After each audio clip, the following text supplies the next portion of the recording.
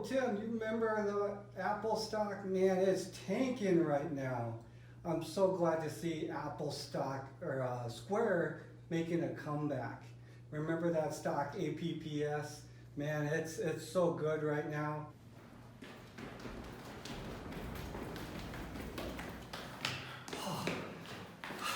I'm out of breath.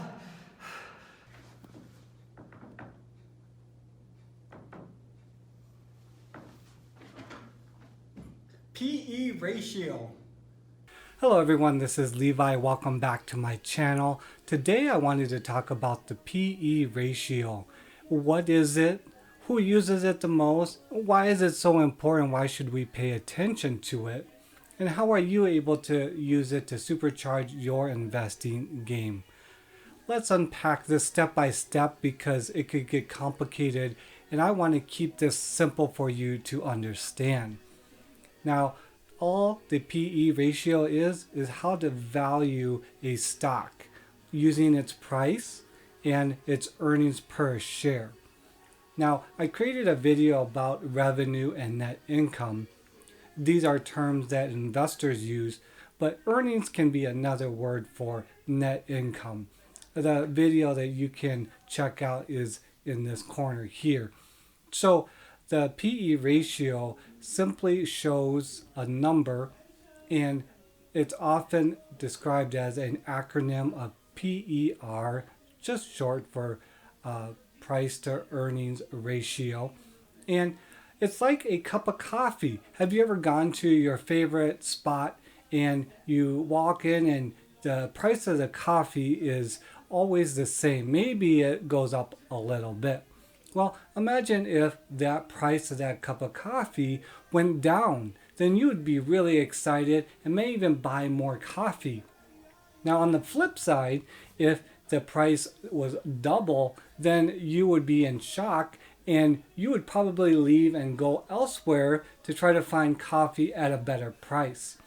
This is the very same thing in the investing world. Do you have companies that are making money that offer shares to investors? Now, if that share price is really low, then that's going to be attractive to new investors.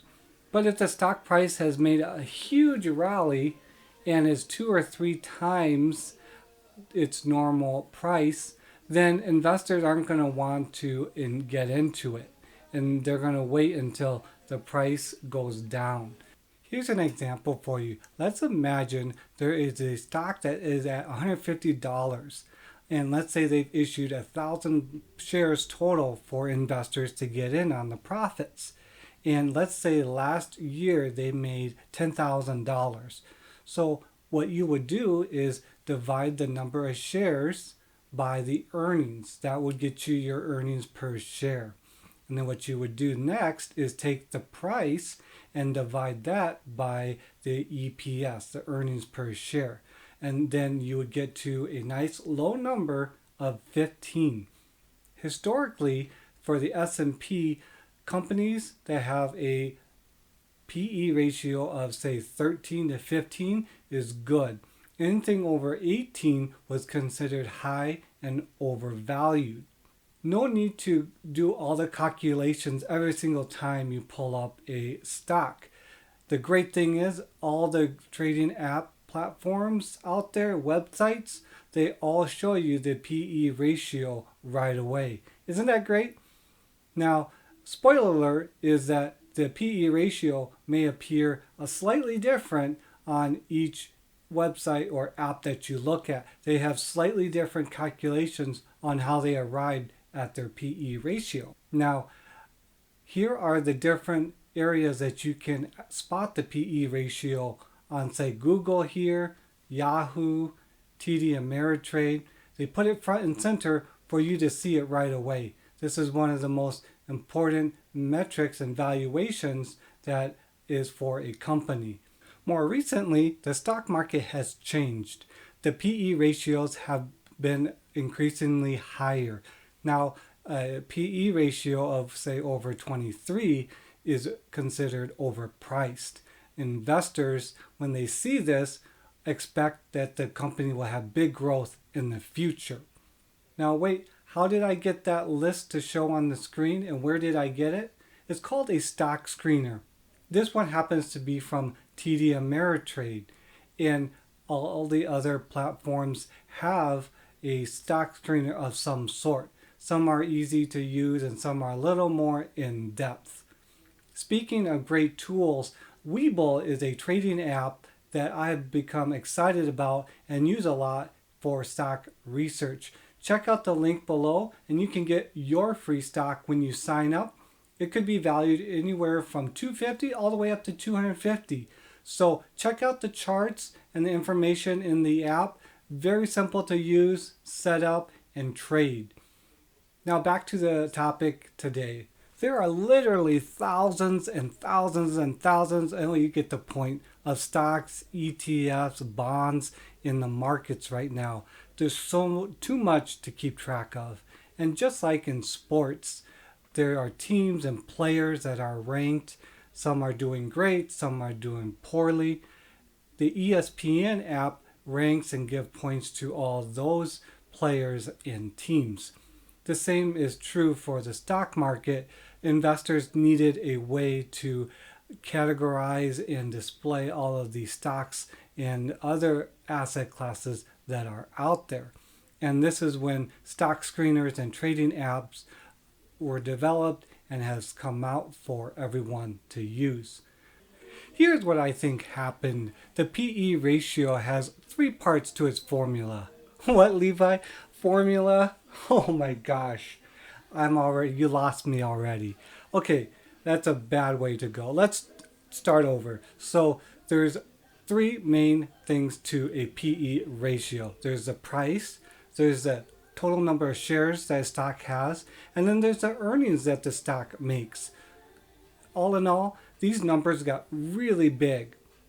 All people wanted to do was have a nice small number, kind of like a QB rating in a fantasy football league.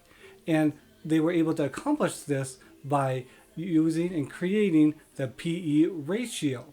Now, times have changed in the fact that a PE ratio used to just show the number for the previous quarter.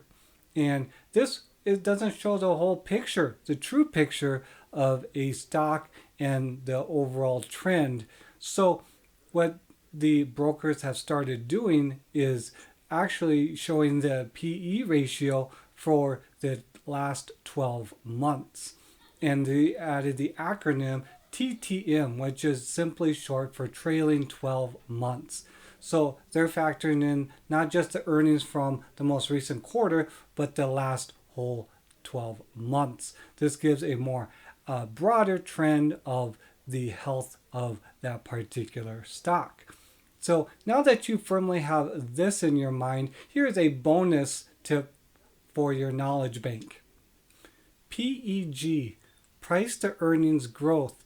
This is an evolution of the PE ratio where investors got a little more advanced, and what they were trying to do is to try to see the earnings growth rate over 5 years. Now imagine you know a team and they've either won or lost a game recently. That doesn't represent the whole season, or if the team is good or bad. Are they on the right direction for winning more games, or are they on the ropes? With the PEG ratio, anything above 1 is too high, unfavorable. Anything below 1 is good and maybe a time to buy. Is very attractive for investors. Now, stock geniuses now look at the PEG ratio and do a lot of calculations to see what are the earnings growth rates that they project for that particular stock. So all in all, the investors are getting more patient, and they know that if they can take a larger swath of information, that they could get a better, more accurate idea of, is it a company that's worth investing in? To make this fun, let me give you a quick example of a PEG ratio. Let's pretend stock A has a PE ratio of 15, and they want to divide that by investor thinking that it's going to grow 12% in earnings over the next 5 years. That would come out to a PEG ratio of 1.25. I know I did some quick math there, but you get the idea. Now, here is just one more to bring it home. Say stock B has a PE of 18 and say it's going to grow 19% projected over the next 5 years. If you divide that, you come out to a 0.95. So it's below 1 and would be a favorable thumbs up, maybe a good time to buy. You'd have to do maybe a little more research. This is the type of things that value investors are looking at before they invest their money in the markets. Now, here's the short on this. No one has a perfect ratio yet that they've created that can accurately estimate the projected earnings for a company. And so any number of these factors could bring the ratio out of whack and could skew the numbers very quickly. Examples of this would be, say, the big cash on hand that a company has. That would throw out the valuation. Say they goofed up on the historical or future performance for that stock. That would also skew the ratios. So all in all, there are amazing tools out there that allow you to research and to give you good insights on companies. It just depends on how you give valuation to a company, and that will greatly affect the ratio of the PE or PEG. I know I've thrown a lot at you, but I hope you have learned just a little bit more about investing, what investors are looking at, and how they're coming up with their decisions to where to put their money.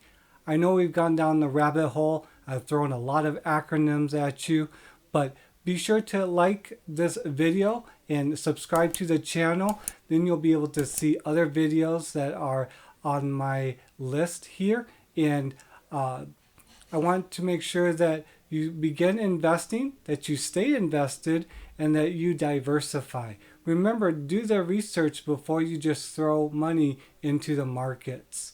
Well, Levi signing off and off to invest and find my next great investment.